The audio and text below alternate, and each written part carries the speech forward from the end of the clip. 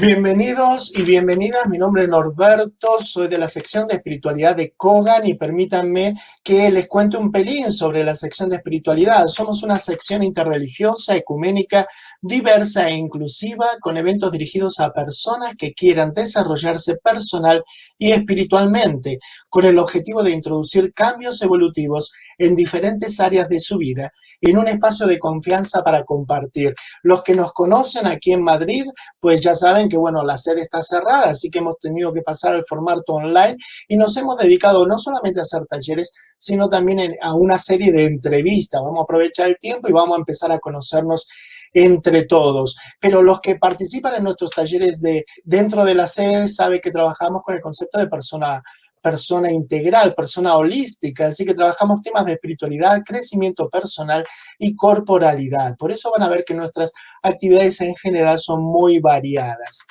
Recordemos también que estamos en el año temático de mujeres, lesbianas, transexuales y bisexuales. El año no ha terminado y seguimos trabajando en ello, solamente que de forma online. Así que por favor, suscríbanse al canal de YouTube, ¿sí? No solamente para que reciban los recordatorios de las actividades que realizamos desde allí, sino también para que cuando podamos salir a la calle, podamos realizar actividades a través de los móviles, directos a través de los móviles.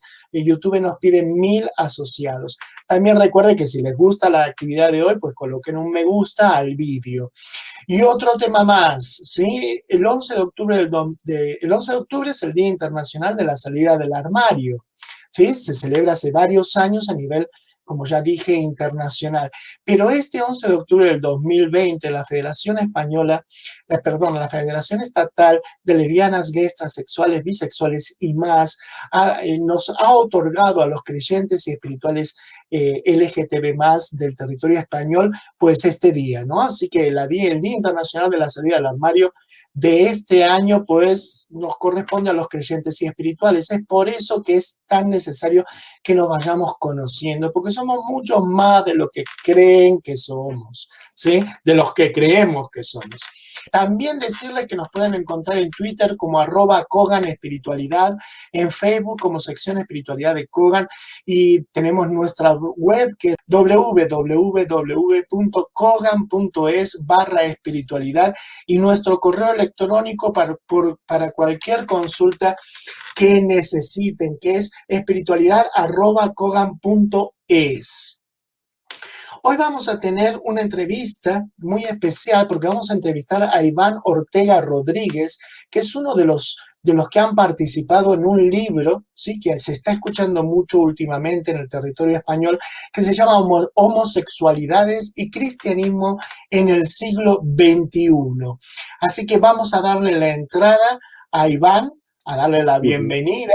Bienvenido, Iván. Nada, muchas gracias por la invitación, desde luego, y por la oportunidad de poder hablar. Gracias por donarnos tu tiempo, ¿sí? Para poder hacer esta presentación de este libro, ¿no? Que últimamente, como dije, se está escuchando mucho por allí. Efectivamente, es este libro, por darle un poco cuerpo, ¿no? Siempre dicen que está bien. Es un libro de un cierto volumen, de un cierto tamaño. Ajá. Es un libro contundente, porque era un poco una de las ideas, o sea, que fuera una aportación tanto en el nivel vivencial como en el nivel académico, digamos, e intelectual. Por tanto, este libro es el fruto de un trabajo de 4 años. Surge de una necesidad sentida en un grupo de personas, una necesidad de introducir argumentos nuevos en el panorama intelectual cristiano español o en lengua española. Y en torno a esta necesidad sentida nos vamos reuniendo algunas personas en la Universidad de Comillas, algunos que estábamos allí en esa época y algunos que venían de fuera, pero confitados en torno a este grupo en comillas. Sobre todo con la guía de Javier de la Torre, profesor de Teología Moral en la Universidad de Comillas, que ha sido quien ha coordinado el grupo y quien ha llevado adelante decisivamente el proyecto para que llegue pues, a este libro. Consecuentemente, es un libro que surge, ya digo, de una necesidad, de decir, es necesario introducir otros argumentos. Argumentos que fuera ya se dicen, ya están planteándose, pero que en el panorama español veíamos que no estaban lo suficientemente presentes, digamos. También, por decir otra idea del libro, es un libro coral, es un libro en el que hay muchos autores y autoras. Es un libro ecuménico, es un libro en el que encontramos personas de la Iglesia Católica, personas de la Iglesia Evangélica Española, personas de la Iglesia Anglicana y también personas sencillamente espirituales, pero muy interesadas por la integración de orientación sexual y espiritualidad, ¿no? Desde un punto de vista, ya digo, tanto vivencial como intelectual. Y en este sentido, pues es un libro donde se puede encontrar argumentos y experiencia. Es un libro donde hay un elemento de rigor en algunas de sus contribuciones, pero también, digamos, un elemento vivencial. Esto quizás, si hubiera que hacer una primera presentación del libro, pues sería esto. Es un libro donde se encuentran argumentos que sentíamos que tenían que plantearse y donde hay también experiencia vivida, experiencia de personas reales, digamos, que era algo también que era necesario que entrara digamos, en el debate. Entonces, es un poco esta combinación. Lo primero que se me ocurre. Quizás haya seguro que hay cosas que se nos seguirán ocurriendo en la conversación.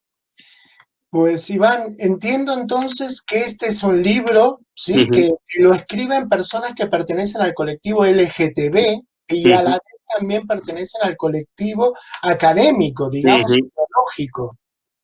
La mayor parte sí. A ver, hay algunas personas que pertenecen al colectivo teológico, pero algunos de ellos son heterosexuales, otros de ellos, pues sencillamente no han declarado, digamos por así decir, su sexualidad, y otros sí que venimos, bueno, o por un lado, sí que declaramos la mercancía, por así decir, como es el caso mío, es decir, pues yo hablo en primera persona, como cristiano y homosexual, no lo hago estrictamente tal, por ejemplo, en los capítulos que yo hago, que son bastante académicos, siguen todas las constricciones del método académico, pero sí que me permitía hacer una pequeña dedicatoria en uno de los capítulos, el primero que aparece.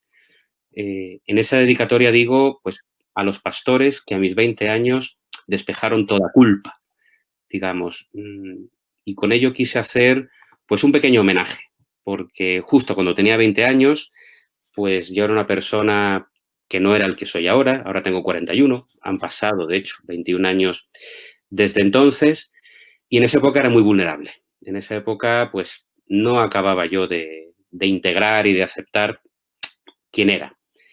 Y en ese momento, ante una situación complicada, pues, conocí a dos pastores, concretamente un religioso, laico, y un sacerdote de la Compañía de María, un sacerdote y un hermano laico marianista.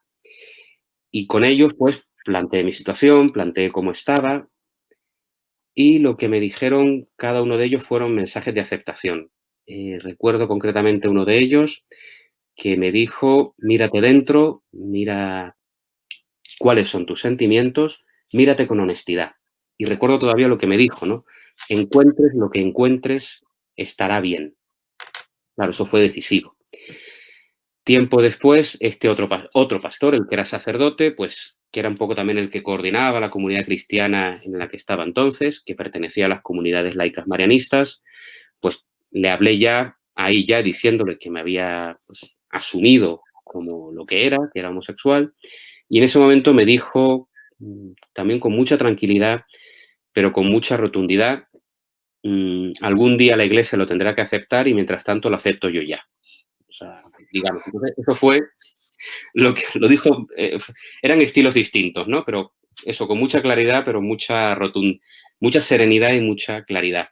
Entonces, claro, en esa época me hubiera tropezado con otros, como hubieran dicho, pues tienes que revisar, tienes que cambiar, tienes que ir a terapia, necesitas reorientarte.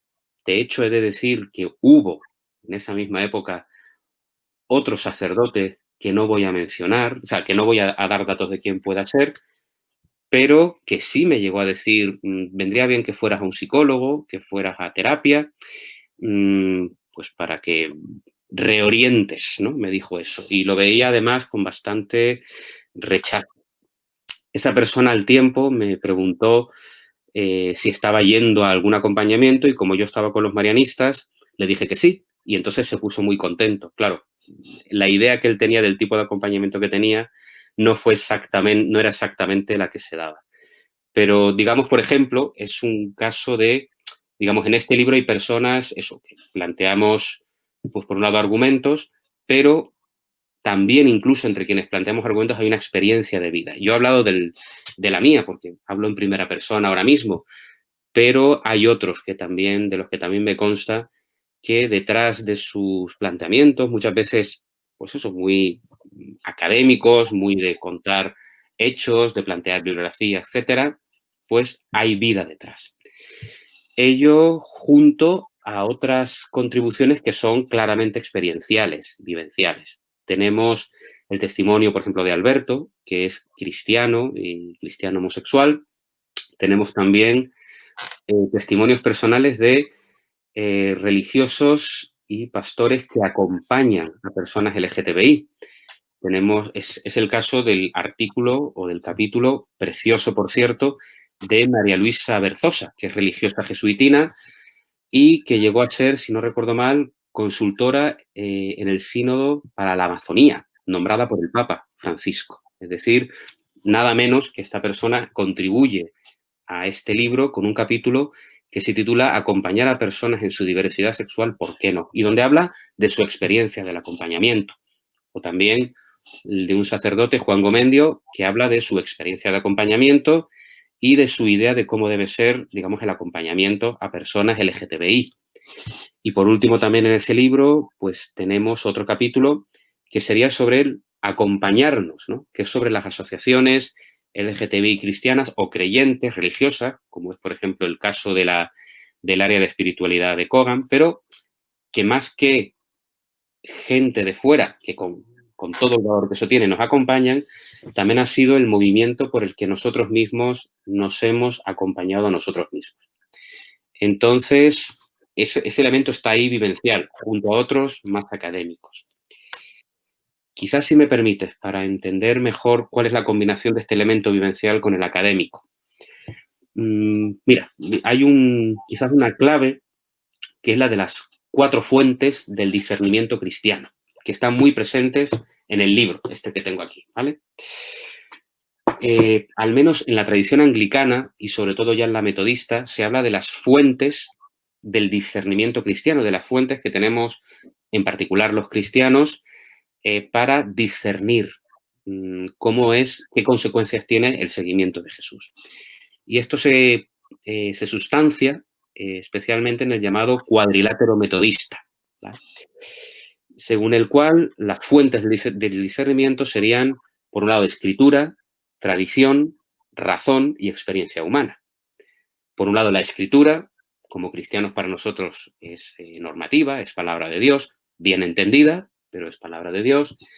Al mismo tiempo, la tradición, lo que se ha ido diciendo en la Iglesia e iglesias a lo largo del tiempo, con sus cambios, con sus continuidades.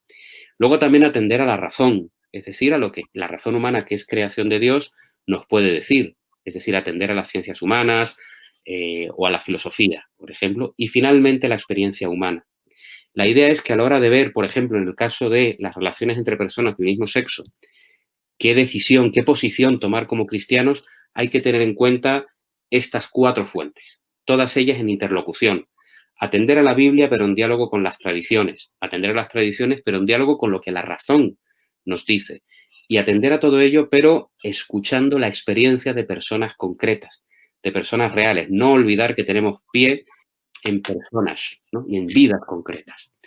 Y correspondiendo a estas 4 fuentes es como tenemos, dentro del libro hay una primera sección, que es una sección dedicada a la Biblia, a estudios bíblicos, denominada Interpretando la Escritura o la Sagrada Escritura. Ahí encontramos un texto sobre el Levítico, por ejemplo, muy bueno, fantástico, de Renato Links, un teólogo danés, pero plenamente españolizado, si se me permite esta expresión, es decir, muy amante de nuestra tierra, que es muy querido, ¿no? Y conocido por todo el asociacionismo LGTBI cristiano y espiritual en España, pues Renato Lins tiene un trabajo precioso sobre el texto del Levítico, atendiendo a cuestiones de la traducción, cuestiones que han sido desatendidas hasta ahora y que, como mínimo, problematizan algo más todavía la interpretación habitual. Ahí tenemos un capítulo, por ejemplo, en esta sección de la Biblia, de Juan Sánchez, profesor en el SEUT, en la Facultad Protestante, también sobre Romanos. Un capítulo también de Javier Picaza, sobre antropología bíblica. Pues, atendiendo a esta fuente del discernimiento que es la Escritura, pues ahí tenemos esta primera sección. Hay una segunda sección sobre las tradiciones y los magisterios y enseñanzas de las iglesias. Y ahí tenemos algunos capítulos muy informativos sobre la doctrina del magisterio católico, la reciente y la tradicional, o sobre también las posiciones de algunos teólogos católicos. Hay una parte de las tradiciones y las enseñanzas católicas. Esta parte es necesaria, aunque no necesariamente agradable, ciertamente, porque se nos cuenta cuáles han sido las cosas que se han dicho sobre nosotros a lo largo de la historia, y algunas no precisamente agradables, pero es necesario. Al mismo tiempo que se habla de desarrollos recientes, ¿no?, en la teología católica bastante interesantes. Y al mismo tiempo, dentro de esta sección, tenemos otra parte con la perspectiva protestante de la Iglesia Evangélica Española, donde se cuenta todo el proceso que se vivió hasta la Declaración de Mamre, que es una declaración en la que la Iglesia Evangélica Española toma una actitud inclusiva hacia la diversidad sexual. Como Iglesia, asume y decide ser una Iglesia inclusiva, siendo con ello la primera Iglesia, por así decir, establecida o de largo arraigo en dar este paso en España. Anteriormente también estuvo, ¿verdad?, la ICM, que nos podrían señalar, la Iglesia de la Comunidad Metropolitana, que tomó una actitud inclusiva. Pero si vamos a iglesias, digamos, de arraigo, pues ahí estaría la Iglesia Evangélica Española, que tiene más de 100 años de arraigo en España y que toma una actitud inclusiva. Pues tenemos un capítulo sobre todo el camino que tomó la Iglesia Evangélica Española. E igualmente tenemos otro de Juan Larios, sacerdote anglicano, sobre todo el proceso y toda la vivencia que se está desarrollando dentro de la comunión anglicana. En este sentido, es un libro ecuménico, donde vemos diferentes perspectivas. Y esta sería la sección de la tradición, ¿no?, atender a qué se ha dicho y qué se dice dentro de las iglesias. Y luego ya tenemos una sección que es sobre la razón, que la razón es una creación, es parte del don que nos ha dado Dios, es parte de la creación. Y ahí tenemos, pues, ya artículos y textos donde se habla, por ejemplo, de cuáles son nuestras ideas de ser humano y de sexualidad que están operando en nuestras visiones a la hora de hablar de homosexualidad, por ejemplo, ¿no?, y a la hora de hablar de afectos. Y se trata de concepciones que en algunos casos igual hay que revisar. Tenemos también textos de psicología donde se da una información actualizada, por ejemplo, acerca de que ya hoy en día en el consenso científico dentro de la psicología está claro que no hay ningún tipo de trastorno en la homosexualidad, por si quedaba alguna duda. Y tenemos también, pues, otros textos muy interesantes con pensadores contemporáneos que dan, digamos, pues pistas para pensar la sexualidad, para pensar nuestra capacidad de relación. Y al lado de todas ellas, el lado de la experiencia, como una manera de complementar decisivamente y de una manera, digamos, imprescindible las anteriores perspectivas académicas. Es decir, vamos a atender a lo que nos dice la vida concreta de las personas. Entonces, quizás articulándose en torno a estas 4 fuentes, es como quizás se puede entender esta idea de que el libro es a la vez vivencial y académico y vivencial. Busca hablar de vida y a la vez busca hacerse un hueco en el mundo académico y en el ámbito de los argumentos, que también es muy necesario, sobre todo a la vista, al menos esa era la impresión que teníamos, a la vista de cómo estaba el paisaje intelectual. Entonces, bueno, quizás con esto quizás hemos hecho una panorámica, digamos, del libro, ¿no? Es todo un viaje el libro. Quien se anime a adquirir el libro y a leerlo, pues se verá en un viaje en torno a lo largo de la escritura, la tradición, los diferentes argumentos de las ciencias seculares y la experiencia, ¿no? Es todo una navegación con diferentes voces, diferentes estilos, diferentes formas de abordar. Entonces, bueno, esto es quizás lo que a mí ahora mismo diría en torno a este libro, ¿no? Como qué es lo esencial. Pues Iván, o sea, por todo lo que has contado, realmente se la han currado, ¿eh? Es todo un trabajo lo que acaban de hacer. Sí, Sí, la 4 verdad, ha sido un trabajo de 4 años, mucha ilusión. Nos hemos reunido varias veces y, claro, nos hemos repartido el trabajo. Ha sido muchas veces reuniones discretas, es decir, pues intentábamos que no hubiera mucha publicidad en torno al asunto, pero claramente, y sobre todo haya sido Javier de la Torre, digamos, el que ha sido coordinador del libro y editor, el que en un momento dado nos dijo, no, esto va a salir como libro.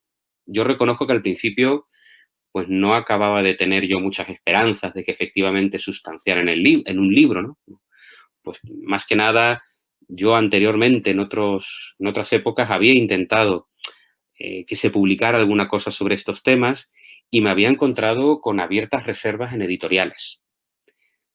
Puedo contar, por ejemplo, pues el hecho de, en un momento dado, yo he intentado que se traduzcan, por ejemplo, los 3 autores de los que hablo en mis 2 capítulos. Por mencionar, aunque esté mal hablar de mí mismo, pero por mencionar una experiencia. Yo en los 2 capítulos que tengo hablo de 3 autores que plantean argumentos muy interesantes. Bueno, Margaret Farley, que fue una monja famosa hace un tiempo porque recibió una notificación de la Congregación de la Doctrina de la Fe, Charles Lowler, 2 teólogos norteamericanos, y Gareth Moore, un teólogo británico.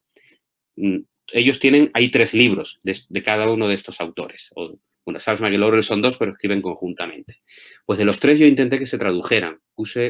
Contacté con editoriales que conocía, incluso ya un poco jugando con el hecho de que yo conocía a algunos editores, y en todos los casos fue infructuoso. Y además, la razón que me dieron es clave y nos permite entender buena parte del desafío ante el que nos encontramos en nuestro ámbito, al menos español e hispanoparlante, los que somos cristianos o creyentes o espirituales y LGTBI. Y es que me dijo este editor, dice, mira, el problema es que estos libros los vamos a querer vender. Y el problema es que el panorama religioso español está muy polarizado y muy extremado. Dice, y el problema de este libro es que es cristiano o católico en uno de los casos y habla de homosexualidad en un sentido que no es el oficial. Y me dice, el problema es que el público que compra libros religiosos cristianos no lo va a comprar porque habla de cosas heterodoxas y el público que no tendría problema con la homosexualidad o la diversidad sexual no lo va a comprar porque es religioso. Estos libros están en tierra de nadie. Y por tanto, mostrándome como me mostró la enorme simpatía y el enorme apoyo a nivel personal, ¿no?, que siempre se hace en estos casos con la mejor de las intenciones, me dijo, no lo vamos a traducir.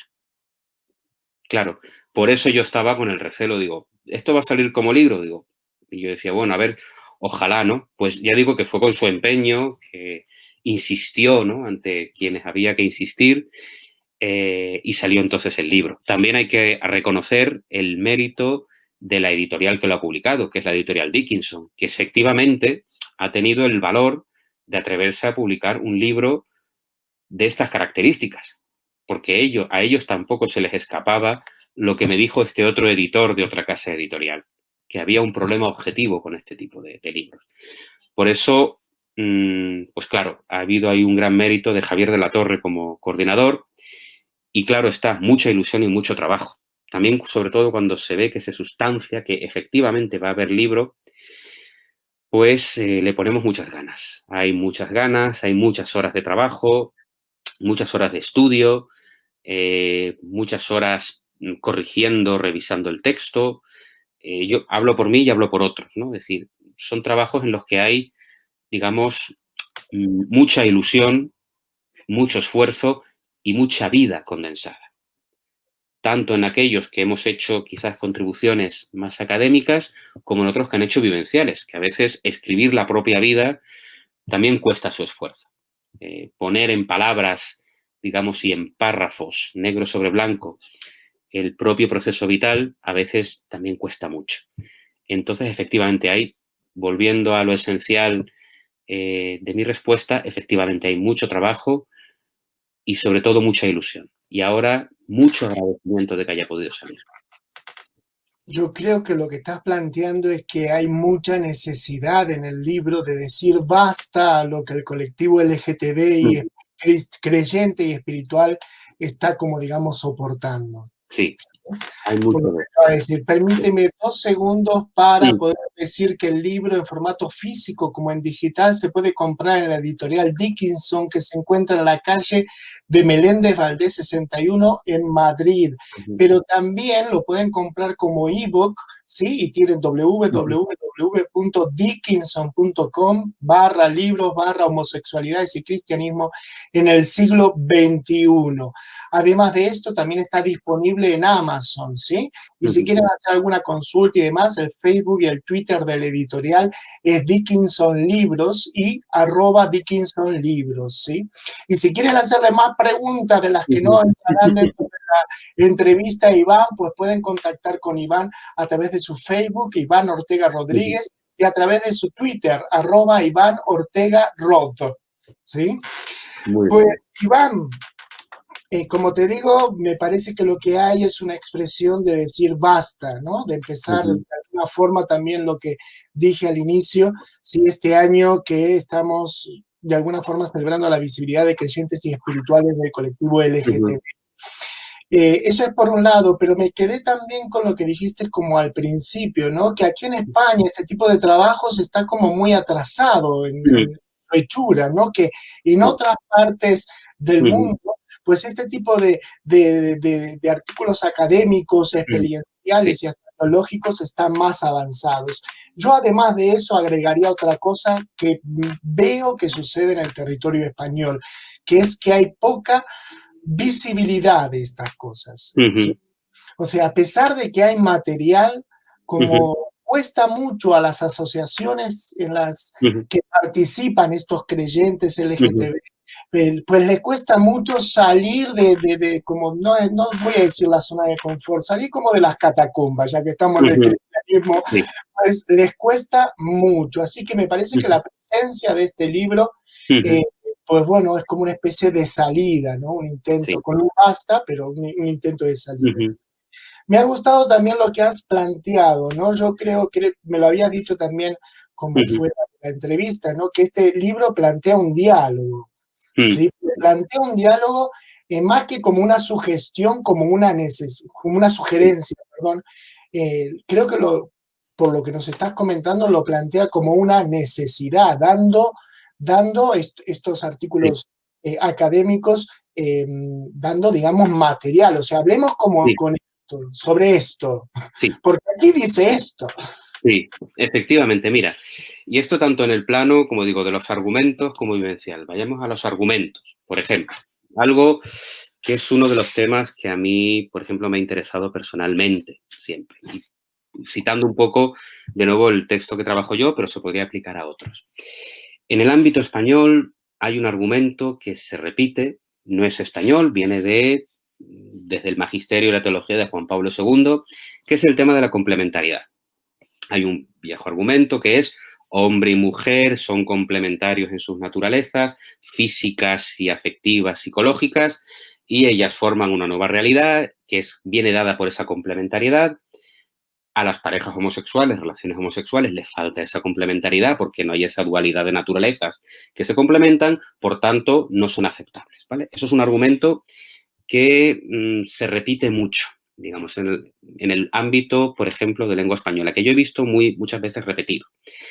Y la cuestión que yo, digamos, experimentaba era que ese argumento, en según qué ambientes y en según qué publicaciones, se repetía una y otra vez de la misma manera, diciendo lo mismo, casi como un mantra.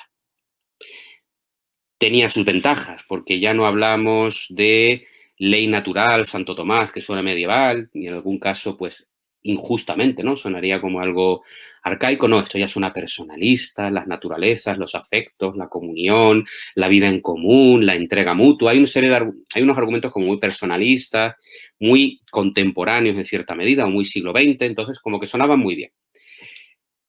La cuestión es que esos argumentos yo los leí por primera vez, podría decirte, en 1993, en el libro de religión de bachillerato cuando lo hice, del BUP. Yo siempre he sido un poco vocación intelectual o, si quieres, rata de biblioteca en el buen sentido. Entonces, pues ya me interesaba el tema, aunque todavía con 13 años no tuviera clara mi sexualidad, pero allí donde se hablaba del tema, pues iba a leer. Claro, ya ahí estaba anunciándose todo, ¿no? Pues en 1993 leí eso. Claro, llegaba el 2015, 2018, 2020 y se siguen repitiendo esos argumentos tal cual. ¿Qué pasa cuando desde el 93 hasta el 2020 se repiten los mismos argumentos? Que te has pasado todo este tiempo dándote la razón o quienes lo dicen dándose la razón entre ellos, sin escuchar otros argumentos, sin escuchar otras cosas. ¿Qué pasa? Por ejemplo, el motivo de este libro. Por ejemplo, la idea de hay que introducir argumentos, hay que introducir ideas. Pues, por ejemplo, hay dos autores, Salzman y Lawler, uno de los que he mencionado, o también por otro lado Gareth Moore, el dominico británico, que en 2003 Gareth Moore y en 2006 y 2008 Salzman y Lawler plantean críticas a este argumento. Plantean, digamos, problemas y plantean alternativas a este argumento, que son un poco los que, por ejemplo, se plantean, ¿no?, en estos capítulos del libro. Argumentos que ponen en cuestión algunos de los presupuestos de ese famoso argumento de la complementariedad. Tanto debilidades argumentales como modificaciones que igual serían necesarias, pero que entonces dejarían abierto el camino a relaciones entre personas del mismo sexo donde hubiera, por ejemplo, comunión de vida y amor, por así decir. Claro, y esto se dice Gareth Moore en 2003 o Salzman y Lawler 2006-2008. Estamos a 2020. Yo recuerdo que, bueno, como este asunto siempre me ha interesado, siempre he tenido ganas de leer, pues yo había leído ya a Salzman y Lawler y a lo largo de estos años, pues escuchaba en según qué ambientes el argumento de la complementariedad tal cual, sin tener en cuenta estos otros argumentos. ¿Qué pasa? Que uno puede tener la excusa de es que están en inglés, es que no lo sé. ¿Qué objetivo tiene ahora, por ejemplo, este libro en el plano más académico? Pues ahora cualquiera que tenga honestidad intelectual, es decir, que quiera defender algunos argumentos, pero siendo honesto, va a tener que tener en cuenta, por ejemplo, la crítica que hace Salzman y Lawler, los argumentos que plantea Gareth Moore. Incluso si mantiene una postura contraria, incluso si quiere seguir defendiendo los argumentos de siempre. Si mantienes la honestidad intelectual, debes tenerlos en cuenta. Ya no te vale la indiferencia. Eso ya no es una opción. Yo durante un tiempo, durante 7 años, fui profesor de universidad. Ahora soy un feliz profesor de instituto, sobre todo por la libertad que he ganado, ¿no?, de poder decir estas cosas a cara descubierta, de salir de las catacumbas, efectivamente. Pero yo durante un tiempo fui profesor en la universidad y he estado en tribunales de defensa de trabajos de fin de máster y de tesis doctorales. Pues bien, en ese marco tan académico, aquí estamos hablando de poca cosa más académica que la defensa de una tesis doctoral. Lo más académico que hay. Pues bien, alguien que a partir de ahora haga una tesis doctoral sobre estos temas y no cite los artículos de este texto, alguien que quiera hacer una tesis sobre homosexualidad y cristianismo y no cite estos capítulos, estará incurriendo en un defecto. Es decir, yo puedo decirte que cuando yo he estado en tribunales de fin de máster, de trabajos de fin de máster o tribunales de tesis, si acerca de un tema hay una serie de bibliografía y de argumentos importantes que el autor del trabajo no cita, se le reprocha en el tribunal, se le reprocha en la defensa y tiene un efecto en la nota. Entonces, este es uno de los objetivos de este libro. Incluso quien quiera todavía defender, imaginemos, una postura completamente tradicional y conservadora, no va a poder hablar, por ejemplo, del argumento de la complementariedad sin citar las críticas que están en este libro. Y si no lo menciona, en el tribunal le podrán decir, usted no ha tenido en cuenta esto, por tanto su trabajo tiene un serio defecto. Esto, por ejemplo, era algo necesario, era necesario decir estas cosas. Es decir, que de una vez en el panorama en lengua española nos pongamos un poquito al día. Perdón si esto suena prepotente, no, igual suena así, pero es que objetivamente es así. No pueden ustedes estar diciendo lo mismo que en 1993 como si no se hubiera dicho nada desde 1993. Este es el elemento. Y luego también a nivel vivencial, quizás otra cuestión que es clave, que has dicho ahora lo de la importancia de salir de las catacumbas, ¿no? Claro, hay que conceder, muchas veces hay gente que tiene que mantener un silencio forzoso, ¿no? Hay destinos pastorales que pueden peligrar, en el caso de los sacerdotes, puestos de trabajo que pueden peligrar. Si trabajas en un colegio católico, a lo mejor puedes tener algún problema, a lo mejor no, pero dependerá de las circunstancias. Es decir, muchas veces el silencio es inevitable en algún caso, pero no es neutral y no deja de tener consecuencias. Porque, ¿qué es lo que ocurre? Que si tú no hablas, otros hablarán por ti. Si tú no expones, si tú no hablas de tu vida, de quién eres, de cuál es tu vida, otros dirán cómo es tu vida, otros dirán quién eres y serán las únicas voces y proyectarán imágenes distorsionadas. Otros dirán entonces que no sabes amar, que eres inmaduro afectivamente. Otros dirán que fíjate cómo es su sexualidad, cómo tienen estas relaciones pasajeras, es que algo malo tiene.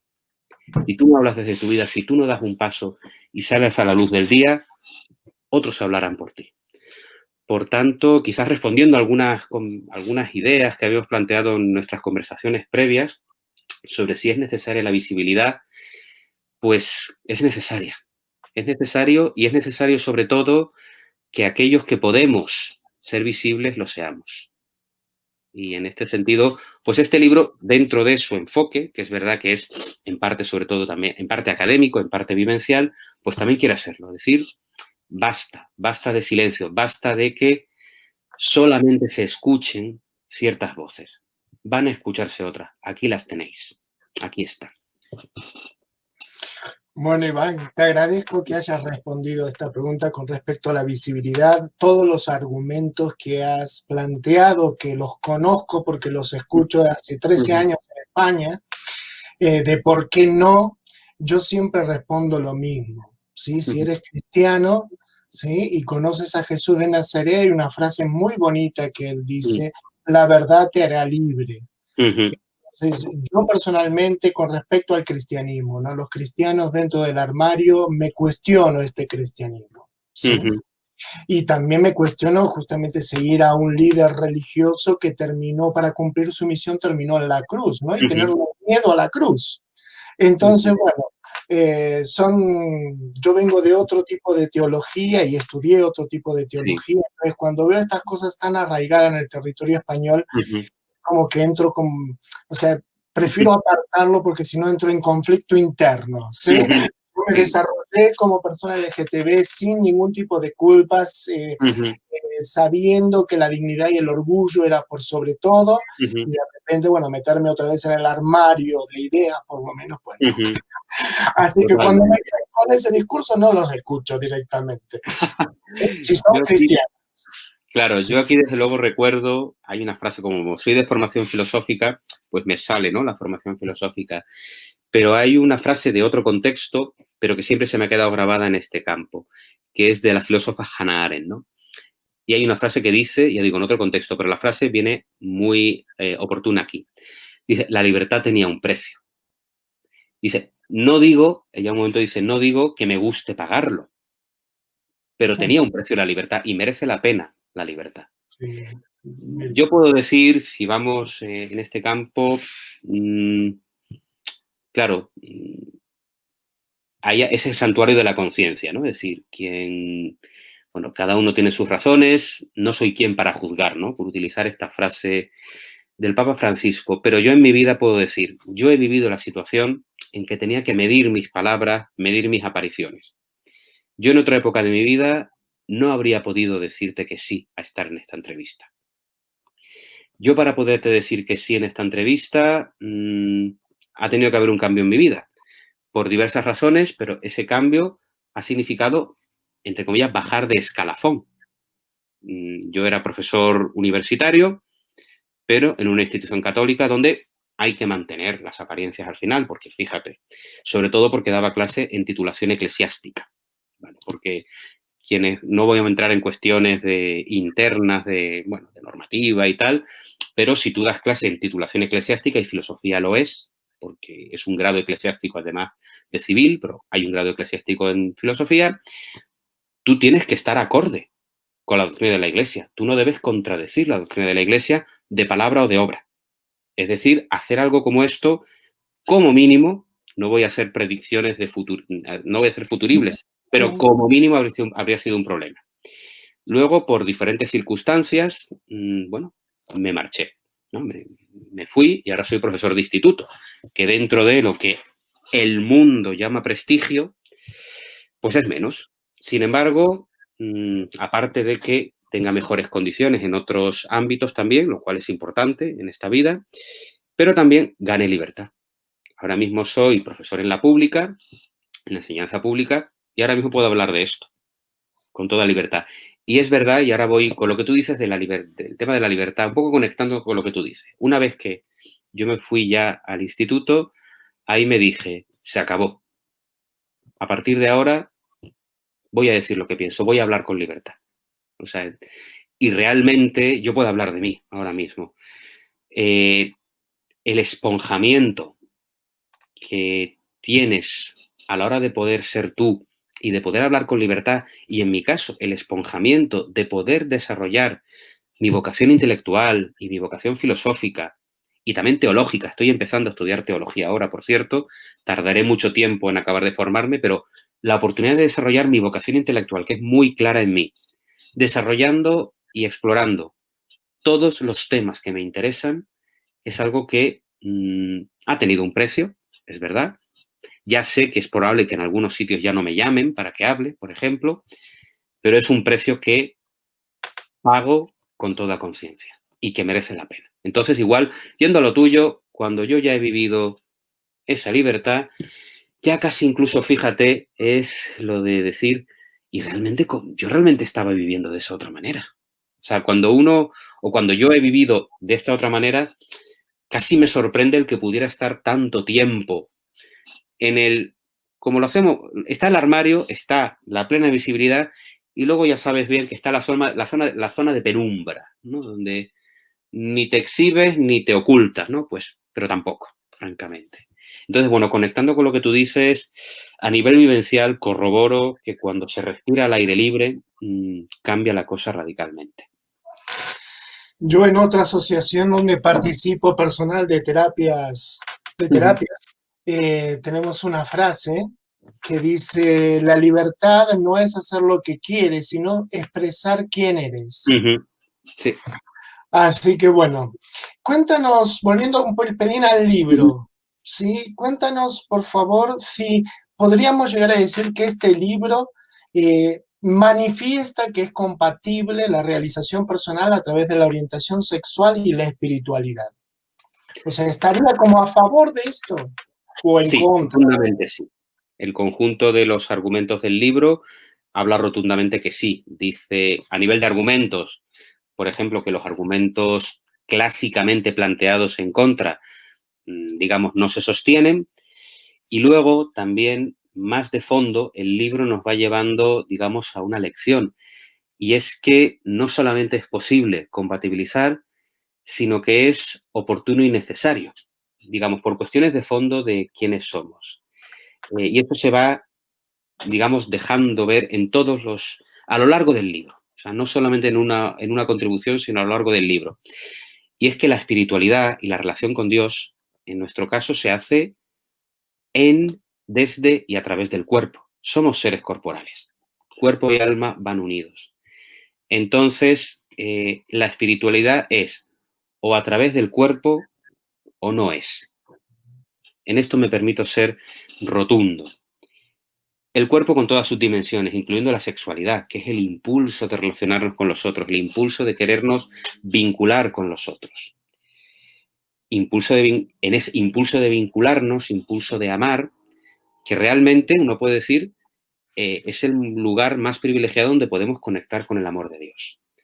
Bien, pues el desarrollo, es decir, el despliegue de ese impulso y de esa espiritualidad encarnada desde el cuerpo, exige una aceptación de nuestro cuerpo con lo que él tiene de nuestra sexualidad y de nuestra capacidad de relación. Entonces, quizás reiterando, ¿no?, lo que digo, no solamente es posible, y eso es algo que queda claro dicho en el libro, sino que además es oportuno y necesario, realmente. Es justo y necesario, diríamos. Eso. Es nuestro deber de salvación, diríamos en otro contexto. Totalmente. Iván, yo acabo de decir orientación sexual y me recordó, y porque también me lo recordaron cuando hice la promoción en nuestra asociación, que estamos hablando de homosexualismo, de homosexualidad y cristianismo. No estamos hablando de todo el colectivo. No. Yo sé que existe una razón por eso, pero A ver, quería la que lo razón, compartieras. efectivamente, la razón es, digamos, utilizando una frase que se dice bastante, al menos, bueno, que se dice bastante es, para poder decir algo, tienes que renunciar a decirlo todo, ¿vale? Entonces, ¿qué ocurre sobre todo? Las personas que nos reunimos, el origen de esto son unas personas que nos juntamos y empezamos a compartir inquietudes. Pues las personas que nos juntamos tenemos una formación y unas capacidades. Y resulta que las personas que nos habíamos reunido, sobre todo nos habíamos ocupado del tema de la orientación sexual y sobre todo de la homosexualidad. Y a la hora de ver digamos, el desarrollo de todo este tema en forma de libro, pues vimos que si intentábamos abarcar todo el espectro de la diversidad sexual, en primer lugar nos quedaba un tema muy amplio y sobre todo quedaba un tema, digamos, o quedaba todo un tratamiento que excedía nuestra formación y nuestras capacidades. Entonces, para este primer fruto de esta investigación y de este grupo, nos hemos limitado o también delimitado, circunscrito al tema de la homosexualidad. Y aún así son 400 páginas, ¿no? Pero realmente era porque era de lo que, sobre todo, éramos capaces de hablar. En mi caso, por ejemplo, yo he trabajado la orientación sexual, en parte porque es lo que he trabajado y porque es lo que vivencialmente, pues, me ha quedado más cercano. Yo en este contexto no me siento capaz de escribir sobre otras realidades de esa gran riqueza, ¿no?, que es la diversidad sexual. Yo entraría como elefante en cacharrería, por utilizar esta expresión. Entonces, efectivamente, nos hemos circunscrito a este tema. Dicho esto, en el futuro tenemos el proyecto de abrirnos a otros campos, como yo digo, más que de la diversidad sexual, de esa riqueza que es la diversidad sexual, porque es una riqueza humana.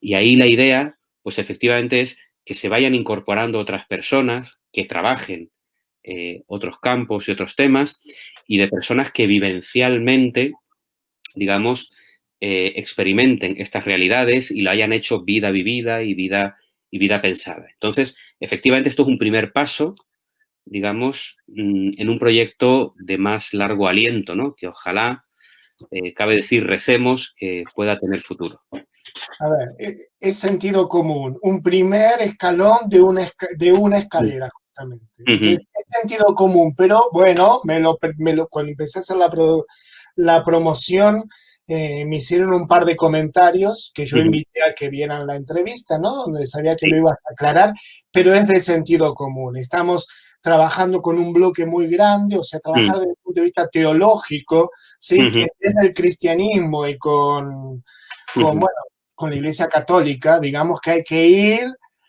planteando cosas como desde a poco, más que nada, ¿no? Hablo de la Iglesia Católica porque lamentablemente en este país cuando se dice iglesia no se piensa que existe una multiplicidad, se asocia directamente con la Iglesia Católica, ¿sí? Efectivamente. De hecho, entonces, bueno, ¿qué le vamos a hacer? Lo que nos ha tocado. Sí, ¿Sí?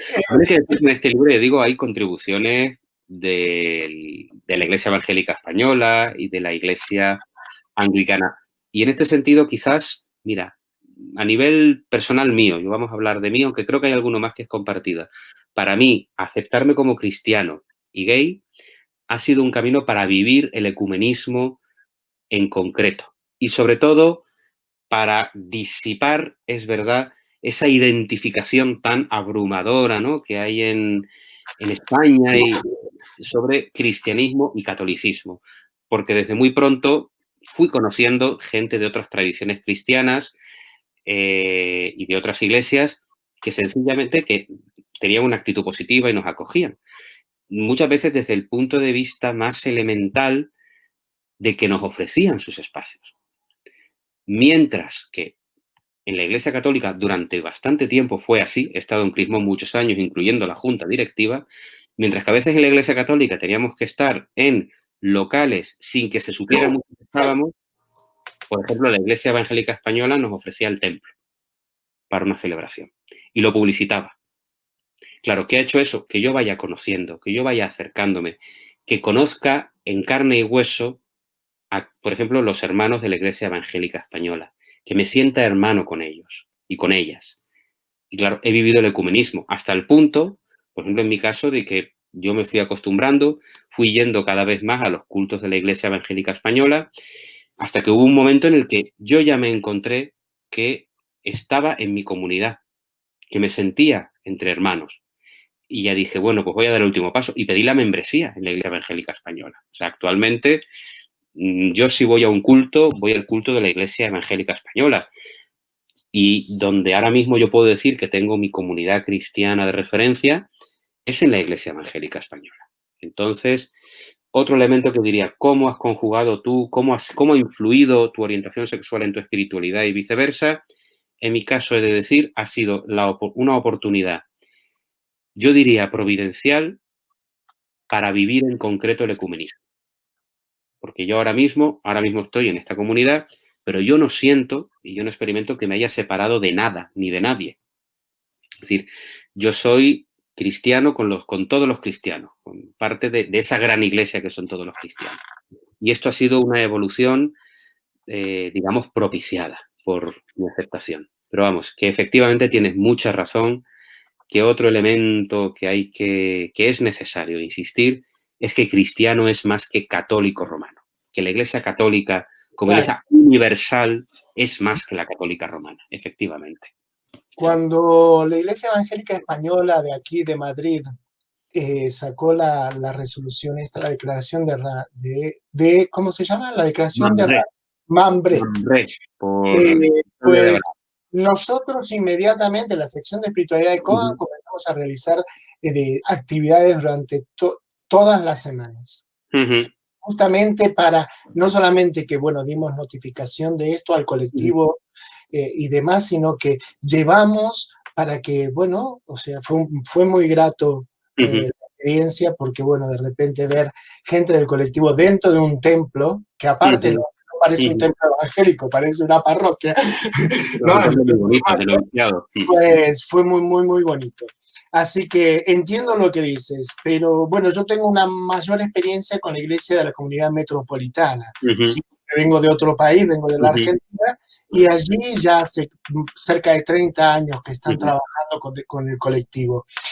Y te digo, bueno, son expresiones diferentes de cristianismo. Por un lado, también son vivencias diferentes. Y la entrevista anterior a esta, pues tuvimos justamente a una pastora, a una reverenda obispa de la iglesia de la metropolitana, que a mí en el aire, en el directo, me sacó lágrimas. Sí, fue espectacular. Hablando de feminismo, hablando de orientación sexual, hablando de identidad de género, hablando de nuestro derecho como hijos de Dios a pasar de todo y a querernos, ¿no? O sea, y hablando de teología de una manera abierta, Marcela Altaus-Reit, o sea, fue esa entrevista, ¿no? Que, de hecho, me comuniqué contigo para darte las gracias. Fue realmente maravillosa, porque era una persona espiritual de arriba abajo, derrochaba vida y derrochaba, además, conocimiento, ¿no? Era todo espectacular, efectivamente. Y de ella quiero recuperar quizás algo, ¿no? De qué se puede decir hoy a quien sea cristiano y LGTBI. Pues fundamental, ¿no? Algo que ella mencionó citando a Desmond Tutu. Que nadie te deje nunca creer que no eres hijo de Dios, ¿no? Cuando ella mencionaba eso, ese momento fue, la entrevista fue maravillosa, pero ese momento fue un momento álgido, La mayor herejía en que hemos incurrido es la de hacer creer a la gente que no es hijo de Dios, e hija de Dios, e hija de Dios, sino hacerlos Ujú, pensar que no son dignos, ¿no? ujú. Dice, pues eso, pues gran mensaje. ¿Qué gran mensaje hay que decir sobre este tema?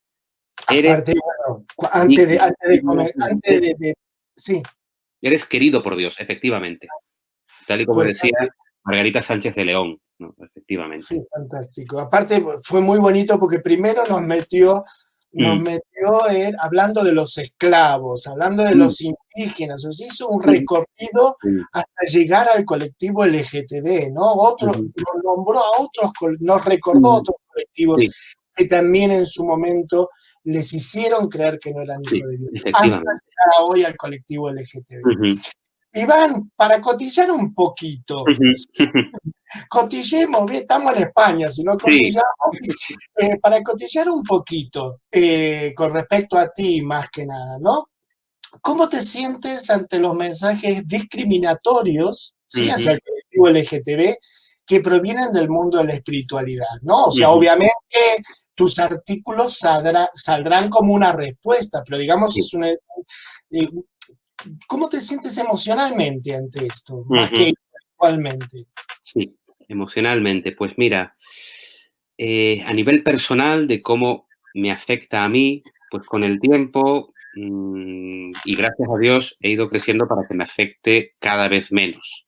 O sea, personalmente ahora, pues no menoscaban, ¿no? Mi conciencia de ser hijo de Dios. Entonces, a nivel personal, pues realmente no afectan ya. Afectaron mucho en el pasado, pero ahora mismo a mí personalmente.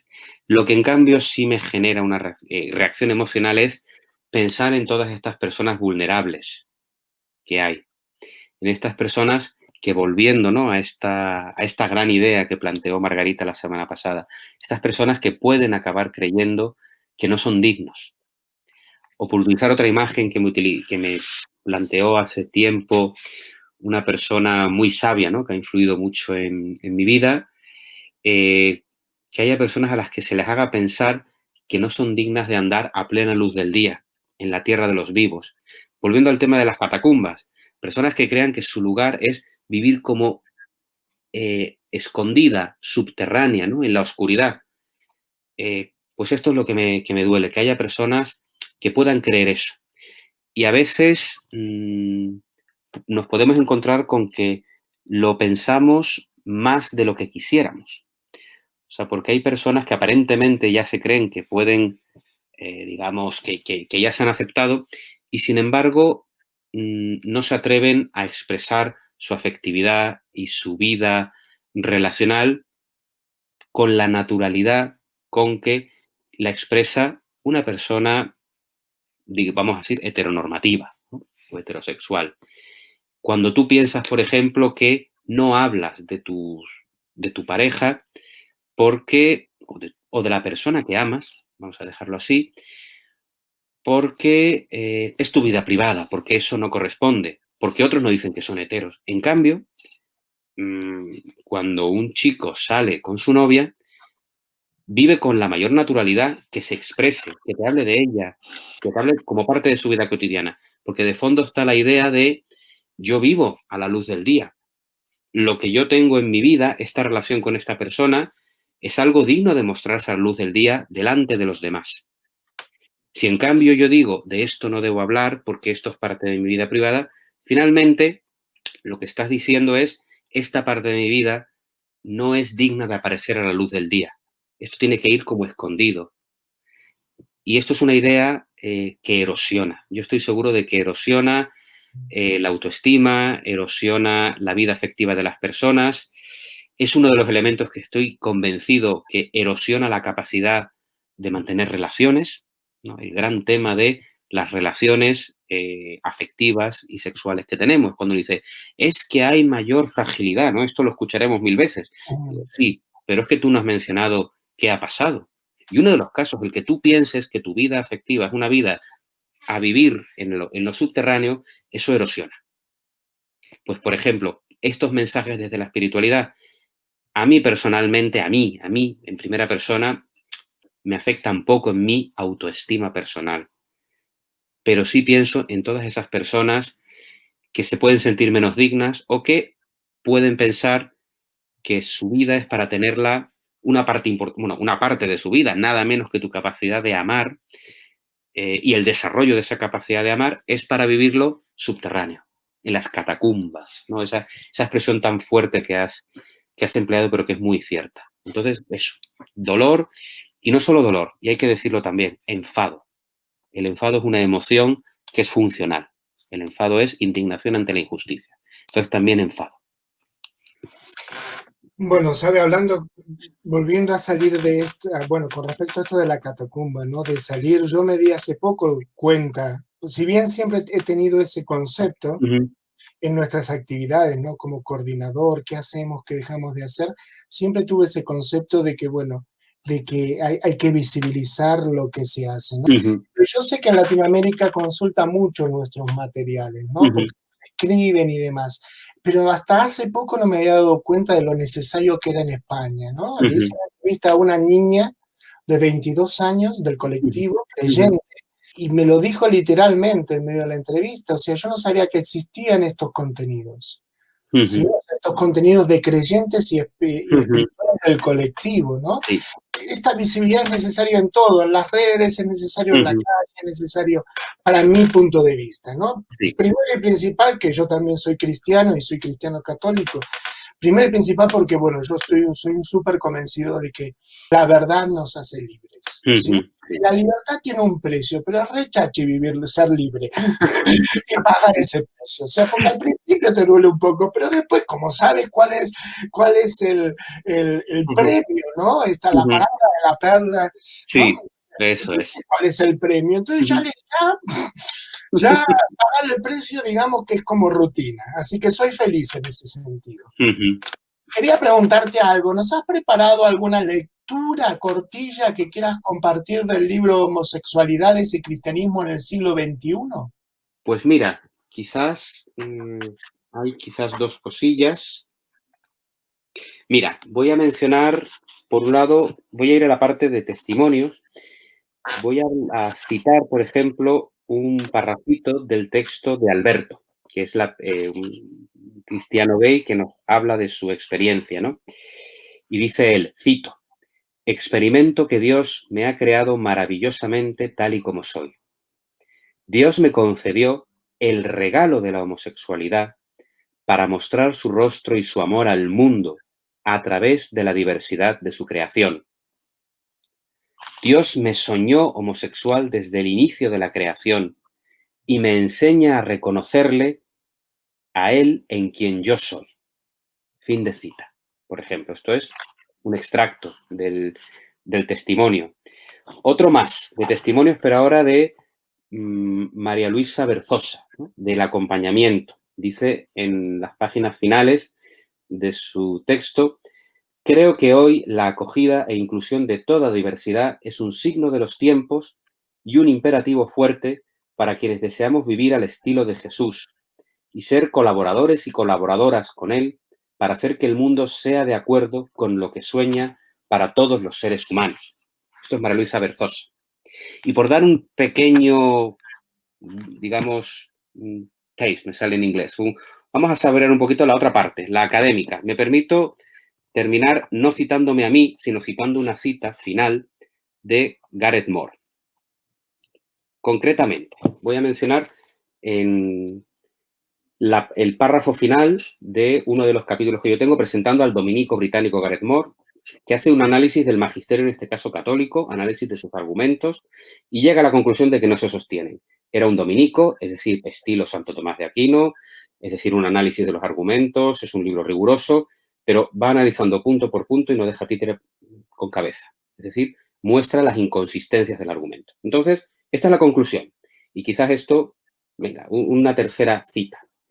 Dice él, la conclusión de este libro, del que escribió Gareth Moore, que yo resumo, es por consiguiente que es irracional para cristianos serios y reflexivos en la posición de Christopher, un cristiano gay, aceptar la enseñanza de la Iglesia sobre la homosexualidad.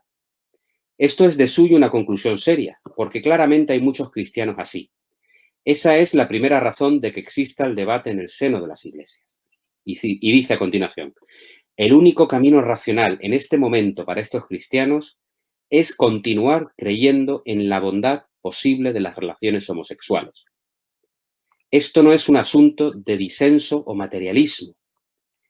Dice, se trata sencillamente de que la Iglesia, en este momento, no ofrece buenos argumentos a los que prestar asentimiento. Y termina, por desgracia, en esta área, la Iglesia enseña mal. Punto final. Y esto es resumen de la parte académica, pues, que también aquí hay un texto donde se analiza el magisterio de la Iglesia Católica, los documentos de 1986, el documento de 1975 en particular, se analizan sus argumentos y se dice, no se sostienen, y claro, y dice, por tanto, la Iglesia enseña mal, está mal su enseñanza. ¿Esto qué significa? Que quien quiera defender la postura tradicional va a tener que tener en cuenta este argumento, que le busque las cosquillas a Gareth Moore para intentarlo defender, pero no puede ignorarlo. Y si lo ignora, se le dirá, ha cometido usted un error, compañero, y usted quiere hacer un trabajo académico, ¿verdad? Pues téngalo en cuenta.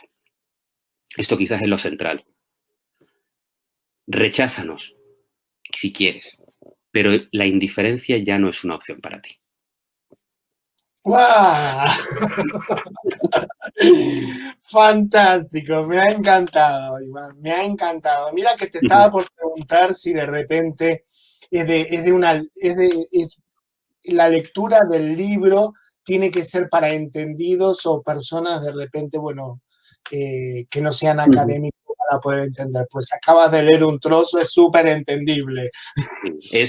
Exige una lectura paciente, pero sí, es accesible. Desde luego. Ha sido esa también la voluntad. Es decir, no hemos querido hacer un ladrillo, digamos, completamente esotérico. No. Bueno, vamos a recordar que el libro en formato físico y digital se puede encontrar en la editorial Dickinson, que se encuentra en Madrid, en la calle de Menéndez Valdés 61. También se puede conseguir como ebook, ¿sí? En la página de la editorial, que es www.dickinson.com/libros/homosexualidad y cristianismo.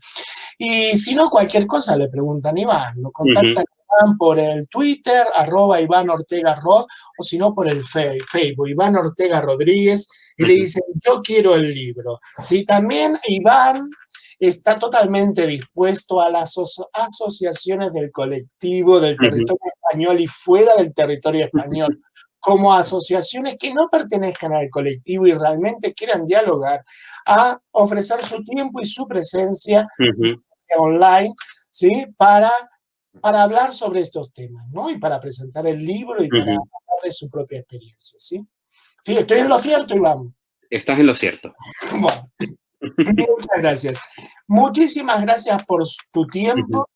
Nosotros personalmente nos vamos a encargar, como hacemos con cada cosa, de llenar las redes con este contenido para que, bueno, después si tienen paciencia la gente de escucharnos durante una hora, pero bueno, por lo menos que lo tengan ahí, ¿sí? Muy bien, será un placer. Si quieren comer, ahí está. Si quieren morirse de hambre, pues bueno, es su decisión. Esto es. Así que bueno, muchísimas gracias, Iván, por tu tiempo y por tu presencia, ¿sí? Nada, gracias a ti, gracias a COGAM y el área de espiritualidad de COGAM por la oportunidad de hablar. Esto es lo fundamental. Esto está hecho no se ha hecho la lámpara para esconderla bajo el celemín, pues efectivamente. Esto es para que se conozca y se difunda. Así que muchísimas gracias. Muchísimas gracias a ti. No se ha hecho la lámpara para esconder debajo de la mesa. Muchas gracias, Iván. Espérame un minutito, nos despedimos en privado.